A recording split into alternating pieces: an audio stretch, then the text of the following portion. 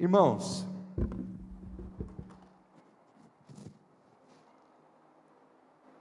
agora com óculos, máscara, eu acho que vai ter que diminuir um pouco, senão vai dar microfonia. Hoje nós estamos dando sequência à nossa série de mensagens, Minha Vida Emocional. Como anda, como está a sua vida emocional? A gente usa muito o emoji hoje, né, no WhatsApp. Você usaria qual emoji? Como está a sua vida emocional? Como anda a sua vida emocional?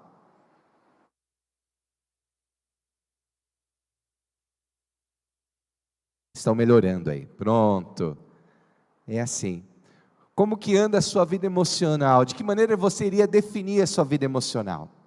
Hoje, como anda a sua vida emocional hoje? Como que anda a sua vida emocional nas últimas semanas? Como que anda a sua vida emocional nos últimos anos? Bem, queridos, hoje eu gostaria de falar com vocês sobre uma realidade emocional na vida de muitos de nós, que é exatamente a ansiedade. E hoje nós vamos conversar sobre encontrando alívio para a ansiedade. Deixa eu dizer uma coisa bem clara para você. Eu amo Jesus. Eu conheço quem Jesus é. Eu sou um seguidor de Jesus. Mas ao longo dessa pandemia, eu desenvolvi crise de ansiedade.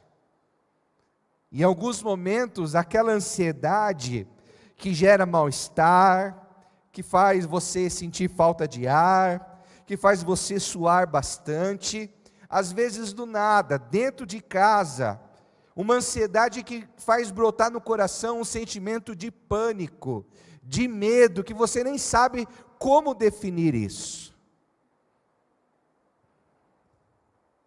Tudo isso é fruto desses tempos difíceis.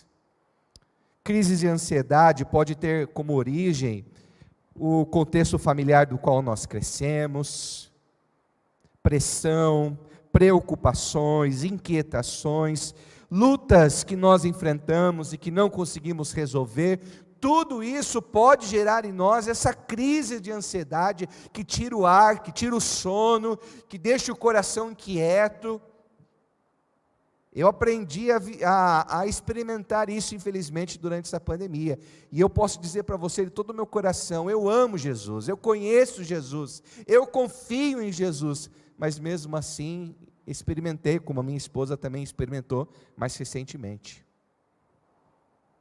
Afinal, nós estamos vivendo esses dias que nós chamamos aí de pandemia, e a pandemia, uma hora, vai virar um adjetivo. Vai virar um adjetivo. Tem um dia que o Saulo vai errar todas as músicas aqui, e aí o Dagmar fala, olha, Saulo, você tocou hoje de um jeito de pandemia, tá? Deu tudo errado, tudo desafinado. Às vezes o Claudemir, ele vai vender uma roupa lá, uma camisa muito elegante, mas às vezes não coube, né? A gente deu uma engordadinha, né? Ou às vezes o sabão em pó encolhe a roupa, eu acho que é sabão em pó. E o Claudemir fala assim, olha, essa roupa, pastor, não ficou legal, está parecendo uma pandemia. Porque a pandemia está virando quase que um adjetivo de algo negativo na vida.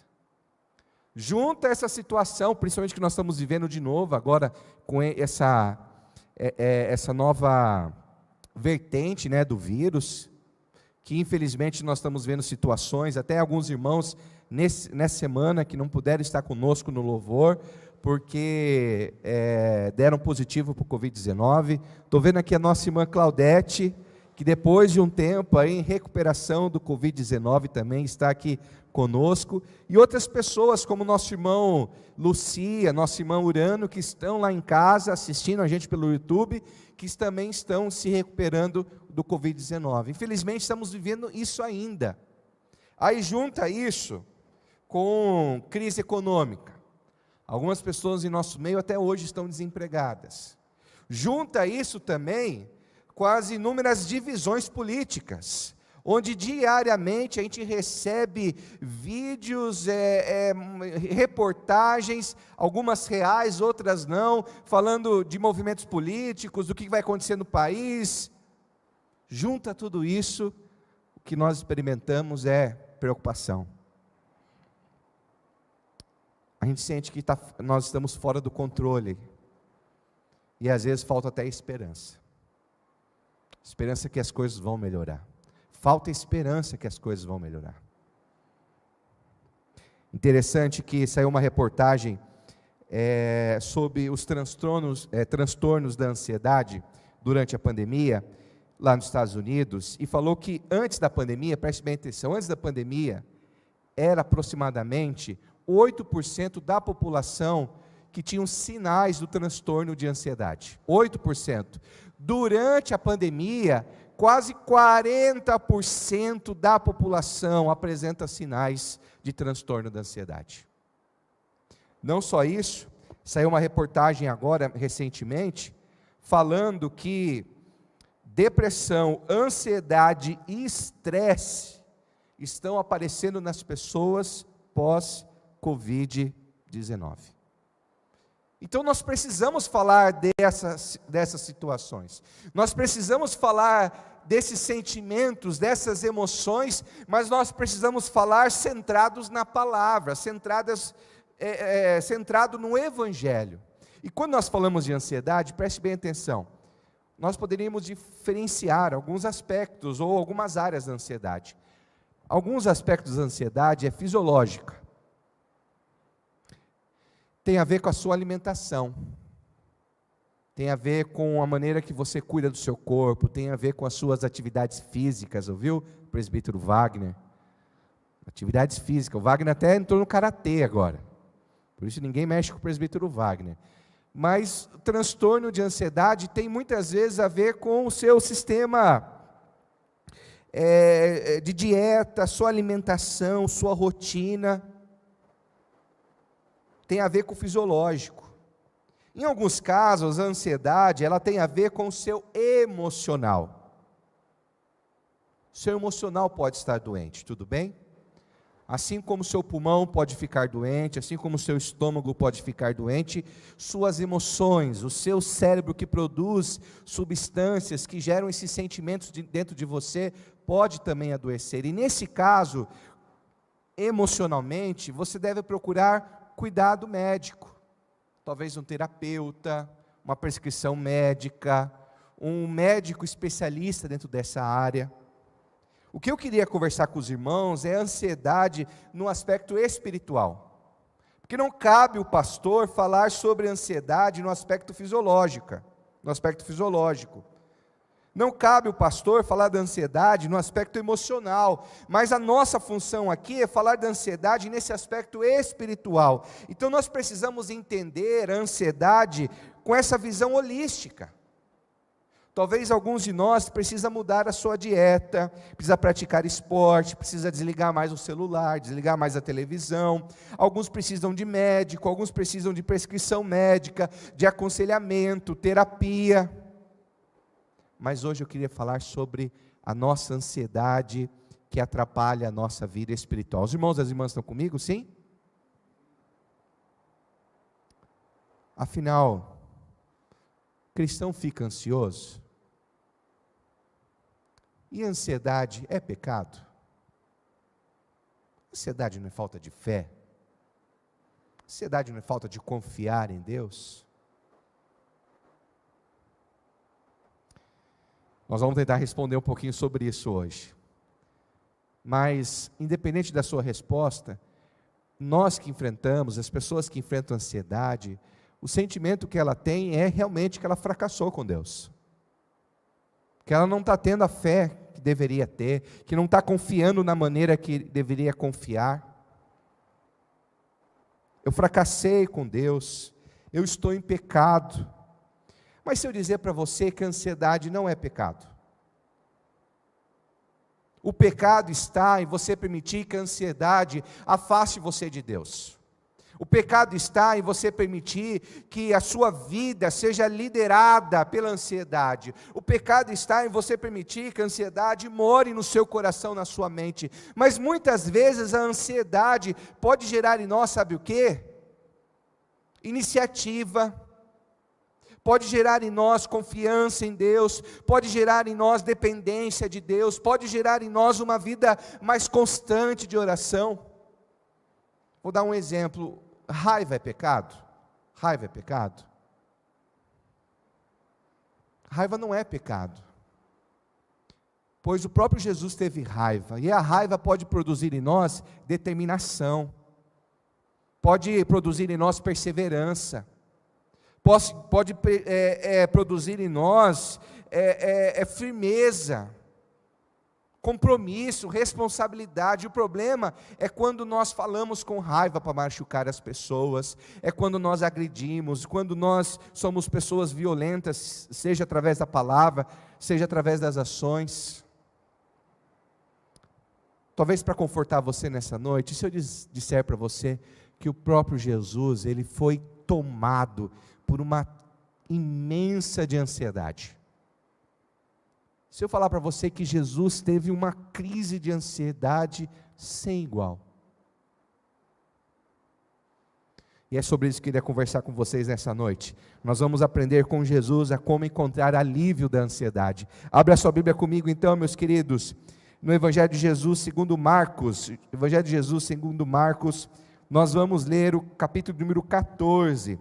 Evangelho de Jesus segundo Marcos, nós vamos ler o capítulo número 14.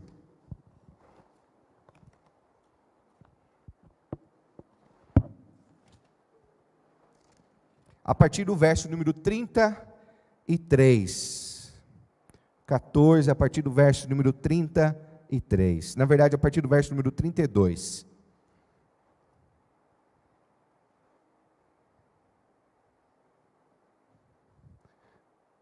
Olha só o que o texto diz. Então foram para um lugar chamado Getsêmani, e Jesus disse aos seus discípulos: sente-se aqui enquanto vou orar. Levou consigo Pedro, Tiago e João, e começou a ficar aflito e angustiado. E lhes disse: a minha alma está profundamente triste, numa tristeza mortal. Fique aqui e vigiem. Indo um pouco mais adiante, prostrou-se e orava para que, se possível, fosse afastada dele aquela hora. Verso 36 diz: e dizia: Abba, Pai, tudo te é possível, afasta de mim esse cálice, contudo, não seja feito o que eu quero, mas sim o que tu queres. Contudo, não seja o que eu quero, mas sim o que tu queres. Como encontrar alívio da ansiedade? Primeiramente, guarde bem isso.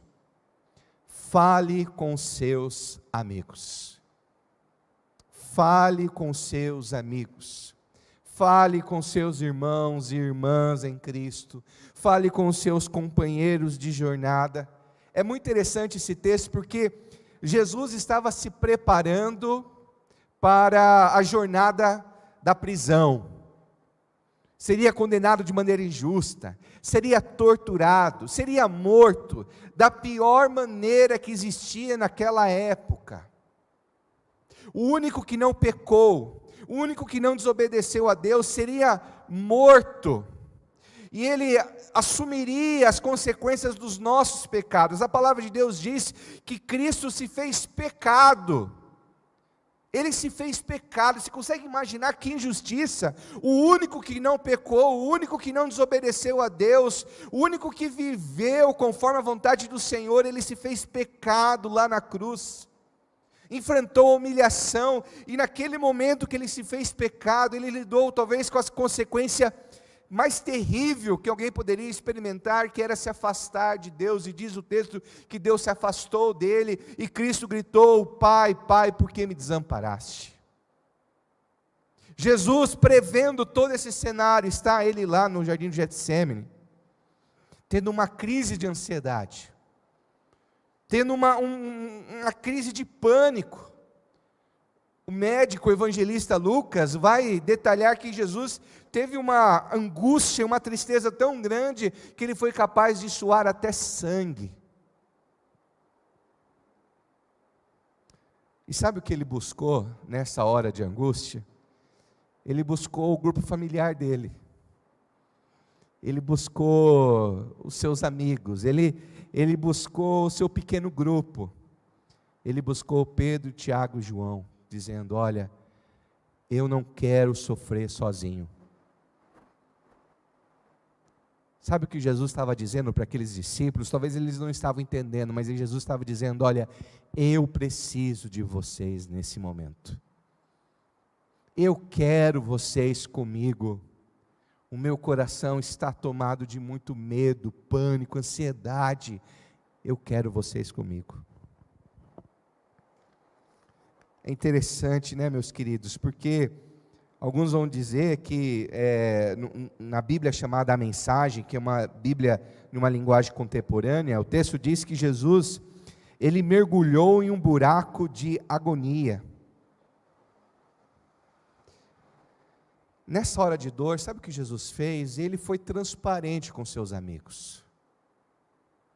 No lugar de sofrer sozinho, não, meus discípulos não podem ver que eu, o Messias, estou sofrendo. Não, os meus discípulos não podem saber que eu estou sim tendo uma crise de ansiedade, de preocupação diante daquilo que me espera. Os meus discípulos não podem ver isso. O que Jesus fez? Ele foi transparente, dizendo: gente,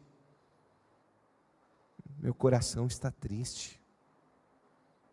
Gente, meu coração está angustiado. Eu estou sofrendo. Eu preciso de vocês. Você sabe qual é uma das maiores causas de ansiedade? É porque muitas vezes, quando nós mais precisamos de ajuda, de socorro, a gente acha que a gente está sozinho. Que ninguém se preocupa com a gente, que ninguém vai poder nos ajudar, que ninguém está se importando com o que nós estamos sentindo. Talvez uma das coisas que você mais precisa para enfrentar uma ansiedade, uma tristeza, uma preocupação, é entender que você não precisa sofrer sozinho ou sozinha, você precisa de uma igreja. Você precisa de uma comunidade onde essas pessoas vão te acolher, onde essas pessoas vão dar suporte para você, onde essas pessoas vão chorar com você, onde essas pessoas vão se alegrar com você. Para você enfrentar as suas crises, suas provações, suas tribulações, você precisa de uma família espiritual, você precisa de irmãos e de irmãs que vão estar ao seu lado, orando, caminhando, dando suporte, orientação. O Senhor Jesus não fez discípulos para caminharem de maneira individual, solitária, ou frequentarem a igreja como frequentam um supermercado. O Senhor fez uma família, onde eu e você devemos tratar uns aos outros como irmãos, devemos servir uns aos outros, devemos encorajar uns aos outros, devemos nos preocupar uns com os outros. E quando nós vivemos em igreja, nós podemos olhar um para o outro e dizer assim: você não está sozinho, você não está sozinha, eu estou aqui, eu vou orar com você, eu vou caminhar com você. Consegue dizer para a pessoa que estiver aí do seu lado: você não está sozinho?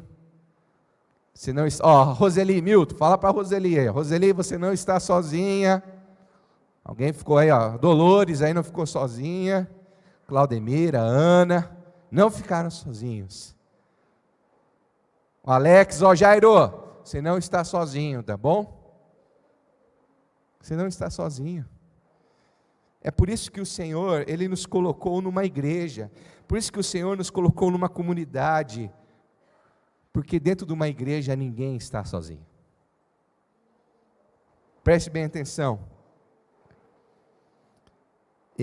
A gente viveu algo muito emocionante, a Débora está com os adolescentes, quando nós tivemos o encontro da família. O encontro da família, né, que nós fizemos no mês de dezembro. A gente viu muita gente, né? Em alguns casos algumas pessoas vieram para a igreja a primeira vez. Como é bom, é emocionante ver o seu rosto, é emocionante ver você, É emocionante estar na casa do Senhor junto com você, pois foi para isso que Deus nos fez, foi para isso que Deus fez a 8ª igreja, para que possamos ter a alegria de estarmos juntos, porque juntos nós somos mais fortes, juntos nós somos o povo do Senhor, juntos nós somos irmãos e irmãs.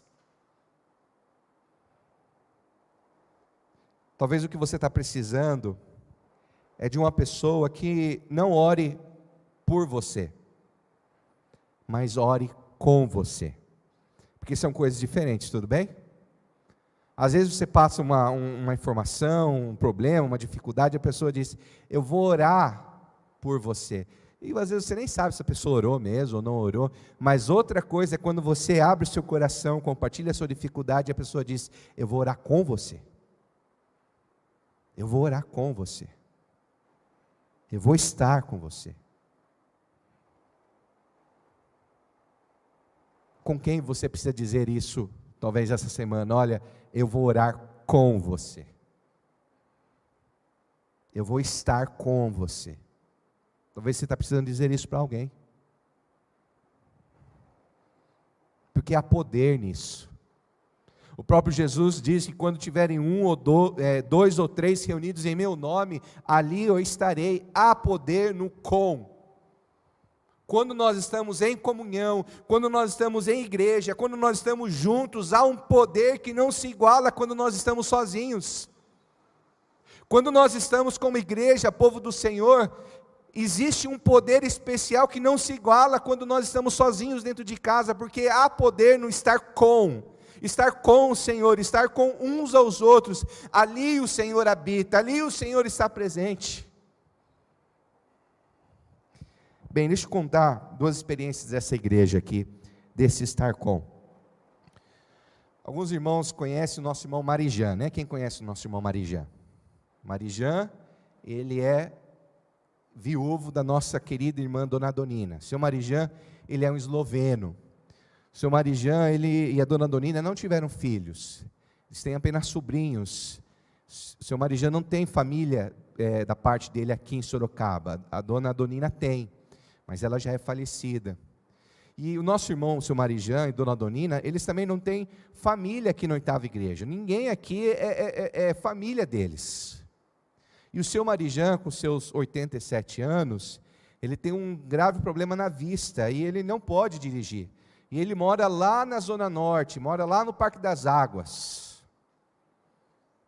É interessante que alguns irmãos, por iniciativa, semanalmente aqui da nossa igreja, ligam para ele perguntando como ele está. Irmãos e irmãs que semanalmente estão ligando para ele, sabem que ele não pode estar aqui, sabem que ele está enfrentando uma situação difícil, mas estão dizendo, seu Marijan, o Senhor não está sozinho. O Senhor não está sozinho. Eu poderia também contar outras histórias, mas uma história marcou muito a vida da Érica quando nós estivemos no Covid-19. Quando nós tivemos Covid-19, no ano passado, no mês de junho, a Érica teve Covid-19 e os nossos filhos deram tudo positivo. A mãe estava internada em Jundiaí, eu estava internado em São Bernardo, e a minha mãe estava passando mal na casa dela. Até a nossa irmã Clícia foi lá visitar a minha mãe. Naquele momento, com Covid-19, uma amiga dela, chamada Mariana, lá de Pilar do Sul, da IP de Pilar do Sul, começou a ir todos os dias na casa da Érica.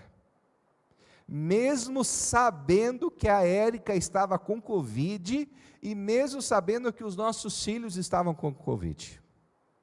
Ela ia lá, dava banho nas nossas crianças, levava os nossos filhos para brincar no parquinho.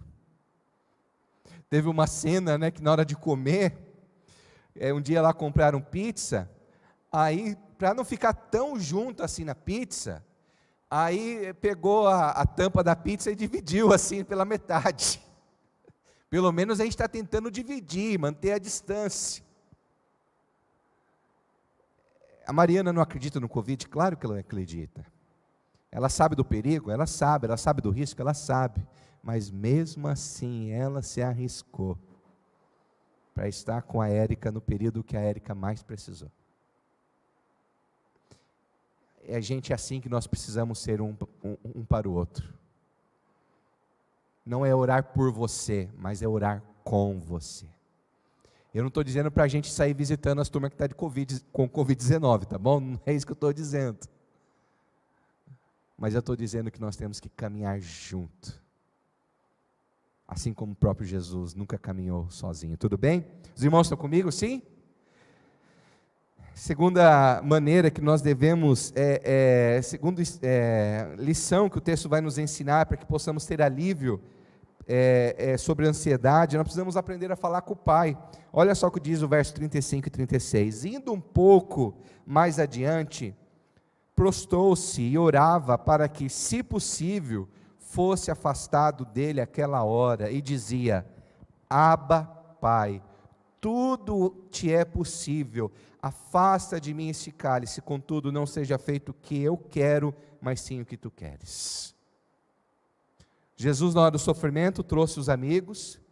Na hora do sofrimento, ele foi chamar Deus de Pai. Na hora da ansiedade, na hora da crise, na hora do sofrimento, é hora de você chamar Deus de Pai. É hora de você se prostrar, de você se derramar, de você dobrar o joelho, de você orar como você nunca orou, de você buscar o Senhor como você nunca buscou e confiar que você tem um Deus que você pode chamar de Pai. Todo mundo que tem carro aqui, viaja muito. Tiagão parou de viajar, né, Tiago? Mas já viajou bastante. Às vezes aparece aquela luzinha, né, no painel do carro. Todo motorista, quando vê aquela luzinha, já bate um desespero. Meu Deus, o que é? O que aconteceu nessa luzinha? É óleo do motor? É óleo do freio do carro? O que está acontecendo? A gente fica, né? Mas você não deve ficar preocupado, porque essa luzinha já está dando a você o alerta para você procurar um mecânico, para você procurar autorizada do carro, para você fazer algo, para que algo não piore no carro. Então essa luzinha de alerta não é um problema, essa luzinha de alerta, na verdade, é uma solução, que está te avisando para você buscar a solução. Preste bem atenção, quando eu e você temos ansiedade ou crise de ansiedade, é a luzinha que Deus coloca no painel da nossa vida, nos chamando a atenção, dizendo: eu quero você mais perto de mim, eu quero que você ore mais, eu quero que você me busque mais, eu quero que você dobre o joelho, eu quero que você aprenda a orar como você nunca orou. Então, quando nós enfrentamos o medo, quando nós enfrentamos a ansiedade, o pânico, é esse sinal, Deus nos chamando para estarmos mais perto dEle. A ansiedade é um sinal alertando que é hora de orar, é hora de dobrar o joelho, é hora de buscar o Senhor. Filipenses capítulo 4, verso 6 diz: não andem ansiosos por coisa alguma, mas em tudo, pela oração e súplicas, com ações de graças, apresentem seus pedidos a Deus. 1 Pedro capítulo 5, verso 7, vai dizer: derrame a vossa ansiedade diante do Senhor, porque Ele tem cuidado de vós. Então, quando aparece a ansiedade, a preocupação, é Deus dizendo: derrame o seu coração, derrame a sua ansiedade, porque Ele tem cuidado da sua vida, e Ele vai continuar cuidando da sua vida. Você pode dizer amém?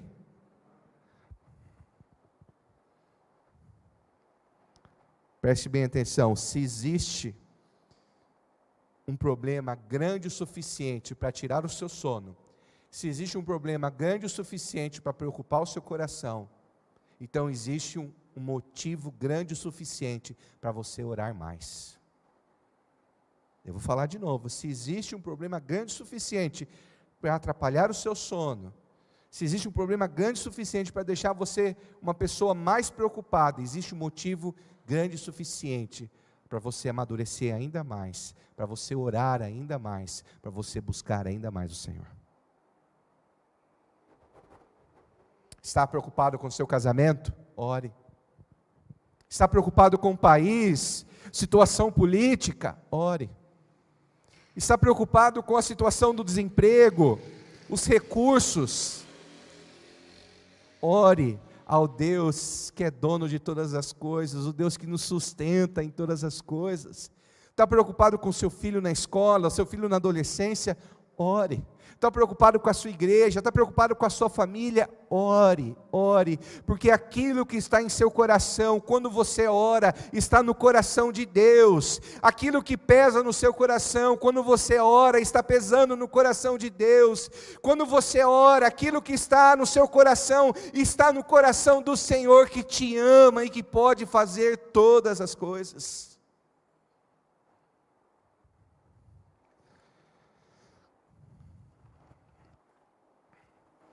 Mateus capítulo 14, verso 35 e 36, o texto diz que Jesus prostrou-se e orava. Interessante que Jesus, ele não orou aqui palavras decoradas. Jesus, ele também foi honesto diante de Deus. Às vezes quando a gente é criança, quando a gente aprende, né, na igreja, né, Geiso e Bianca, desde pequenininho, nas aulas da nossa irmã Esther, às vezes a gente aprende algumas orações, né, até decorada. Me lembro que em casa, dona Claudete, lá em casa, a gente tinha uma oração decorada para o horário do almoço. Era assim, a gente já de cabeça, de olho fechado, sem querer, já repetia.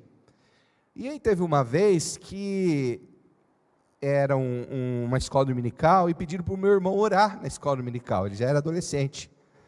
Aí na escola dominical, ele foi orar, e o que ele agradeceu? Agradeceu pelo almoço. Aí no final da oração que ele viu que ele tinha agradecido pelo almoço. Tem hora que nós precisamos desfazer as nossas religiosidades, querer dizer as palavras bonitas, impressionar. O que Jesus fez? Ele abriu o coração. Ele foi sincero com Deus, ele não foi sincero aqui? O que ele disse para Deus? Deus, o que o Senhor quer para mim, eu não tô sentindo isso para mim não. Eu não quero. Não é isso que eu estou sentindo. Contudo, seja feito não o que eu estou sentindo, seja feita a tua vontade. Deixa eu dizer para você que isso funcionou, tudo bem?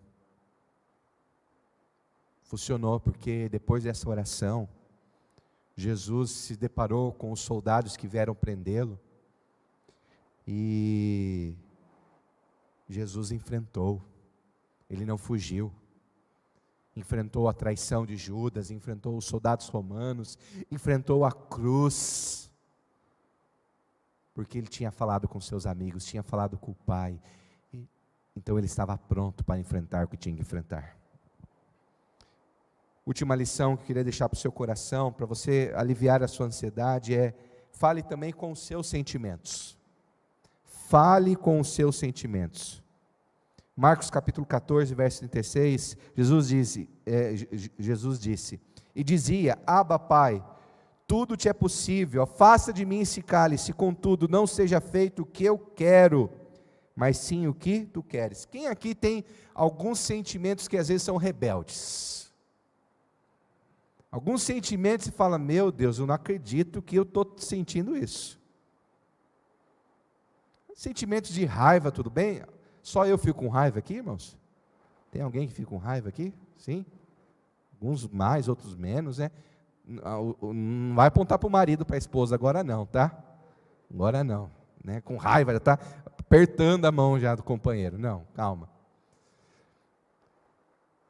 E qual que é a falácia da sociedade hoje? Siga o seu coração, siga o que você está sentindo. Olha, irmãos, se eu seguisse o que eu estava sentindo, pode ser que segunda-feira o Maurício tivesse que me prender, porque às vezes a gente tem uns sentimentos que dá vontade de matar uma pessoa, não dá? Não está sendo gravado isso não, né? Não vai passar no YouTube não, pelo amor de Deus. Às vezes aparece, tá? Mas vai embora, rapidinho. Se eu fosse dominado pelo meu sentimento, guarda esse, Thiago, eu ia matar alguns jogadores do São Paulo. O meu time está jogando muito mal. A gente ouve hoje, siga seu sentimento, siga seu coração. Mas, meus irmãos, os nossos sentimentos não foram feitos para liderar o nosso coração. Os nossos sentimentos não foram feitos para liderar a nossa vida. Jesus disse: olha, Pai, eu estou sentindo isso, mas eu não quero que isso aconteça, eu quero que seja feita a Tua vontade. Em alguns momentos, meus queridos, nós precisamos dizer para o nosso sentimento: você não lidera a minha vida. Medo, você não lidera a minha vida. Raiva, você não lidera a minha vida. Mágoa, você não lidera a minha vida. Eu quero fazer conforme a vontade de Deus. Nós precisamos dizer às vezes para o nosso coração: você não é o meu chefe. A autoridade da minha vida não são minhas emoções, meus sentimentos, mas é a palavra do Senhor, é o Espírito Santo. Porque muitas vezes os nossos sentimentos nem sempre reflete a realidade, tudo bem? Quantas vezes você ficou preocupado por algo que nem aconteceu? Quantas vezes você ficou com raiva de uma pessoa que você achou que fez algo contra você e depois você descobriu que era nada do que você imaginava? Porque nem sempre os nossos sentimentos revelam a realidade. Às vezes o nosso sentimento diz: Deus não se importa com você. E a palavra do Senhor nos revela um Deus que se importa conosco. Às vezes o nosso sentimento diz: você está sozinho. Mas muitas vezes Deus já enviou anjos, amigos, irmãos, irmãs, pessoas que nem a gente imaginava, mas no momento que a gente mais precisou, deram a mão, deram o ombro, deram um abraço. Em alguns momentos talvez você sinta que as coisas não vão melhorar, que as coisas não vão ser restauradas, e você pode crer num Deus que faz o impossível acontecer, um Deus que age e ninguém pode controlar o seu agir. Não há Covid, não há enfermidade, não há crise. O nosso Deus é um Deus do impossível, o nosso Deus é um Deus poderoso. Às vezes o seu coração diz que você deve se preocupar com dinheiro, porque afinal o dinheiro é o seu bem maior, mas você precisa entender que Deus é o Deus que supre as suas necessidades, e que Deus é o Deus que cuida e sempre cuidará da sua vida. Isso funcionou com Jesus, isso funcionou, porque quando prenderam Jesus, Jesus disse: vocês não tiram a minha vida, mas eu as entrego. E Jesus, de maneira resiliente, enfrentou os soldados, enfrentou os judeus, enfrentou a cruz, se entregou, ao ponto que lá na cruz ele disse: Pai, está pago. Está pago, está pago. Eu queria terminar com vocês, enquanto a banda se prepara, eu queria terminar com vocês Filipenses capítulo 4, verso número 6 e 7. Não sei se os irmãos conseguem, vamos ler juntos esse texto? Os irmãos conseguem ler? Vamos lá. Não andem ansiosos por coisa alguma, mas em tudo, pela oração e súplicas e com ação de graças, apresentem seus pedidos a Deus, e a paz de Deus, que excede todo entendimento, guardará os seus corações e as suas mentes em Cristo Jesus. Não andem ansiosos por coisa alguma. Está vendo esses pontinhos? O que seria essa coisa alguma para você hoje? Se você fosse preencher ali: não andem ansiosos por causa do Covid-19. Poderíamos escrever isso? Não andem ansiosos por causa da política. Poderíamos escrever isso? Não andem ansiosos por causa da economia, por causa do dinheiro. De que maneira você iria responder isso? Mas a palavra de Deus diz: Não fiquem ansiosos com nada. Às vezes é seu casamento, às vezes são os seus filhos, mas a palavra de Deus diz: não andem ansiosos por coisa alguma, mas em tudo, pela oração e súplicas e com ação de graças, apresentem os seus pedidos a Deus, e a paz do Senhor, que excede todo entendimento, e a paz do Senhor guardará a sua mente e o seu coração em Cristo Jesus. Feche seus olhos. Feche seus olhos.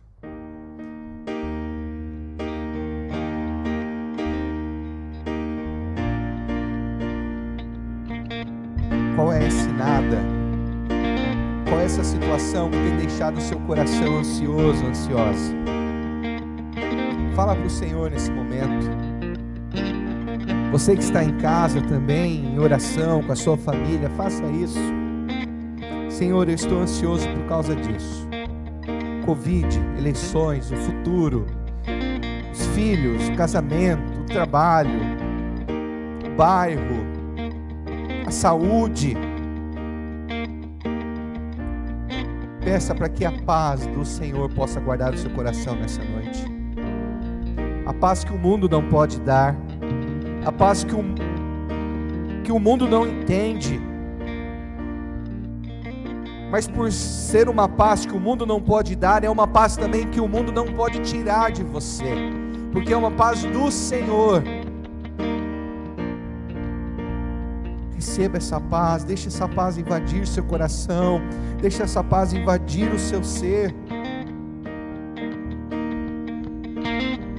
Nenhuma tempestade pode afastar você do Senhor, nenhum obstáculo é maior do que o seu Deus, nenhum inimigo é maior do que o seu Deus, que pode derrotar todos os inimigos. Não existe nenhuma dor que Deus não possa curar no seu coração. Receba a paz de Deus.